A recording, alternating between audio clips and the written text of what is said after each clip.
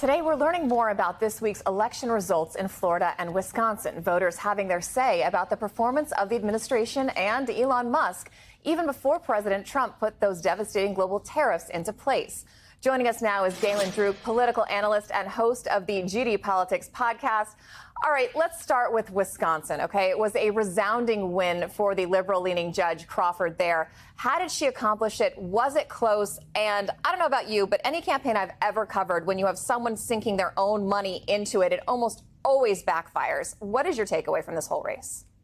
Yeah, it was not close at all. Listen, Wisconsin was the closest state in the country in the 2024 election. Trump won there by less than a percentage point. But Susan Crawford on Tuesday won that state by 10 percentage points. That tells me a couple things. First of all, I don't think that this was just a shift in opinion. All of a sudden, Wisconsin is, a Democrat plus 10 state. I think it tells me that there's a really big differential in terms of who is turning out. Democratic voters are turning out at higher rates because they are frustrated with the state of the country. And Elon Musk putting himself front and center in this election made it sort of a referendum on his impact on the administration so far. And that's not a situation that Republicans really want to be in. If you look at a Marquette Law poll that came out earlier in March, you see that Elon Musk was underwater amongst Wisconsinites by 12 percentage points, while Trump was only underwater amongst Wisconsinites by 3 percentage points. So by becoming a big part of this race, he could have actually pushed the state Supreme Court race more towards Susan Crawford. And another piece of evidence that goes to that is that there was also a statewide superintendent race on Tuesday where the Democratic endorsed candidate didn't do quite as well as Crawford. She won by 6 percentage points, which is still pretty good, but not that double-digit margin that we saw for Susan Crawford.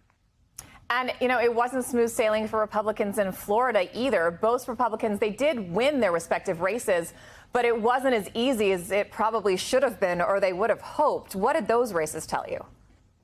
Yeah, I mean, a win, but not a moral win, I would say. So both of those congressional districts in Florida, the 1st and the 6th, are very Republican. I mean, Trump won the 1st congressional district by 37 points back in 2024, and he won the 6th district by about 30 points back in 2024. But in both circumstances, the Republican only won by about 15 percentage points. Now, I think that tells us that there's a similar dynamic going on in those congressional districts to what we saw in Wisconsin, that Americans, and in particular liberal-leaning Americans, are very upset and are turning out at higher rates than Republicans.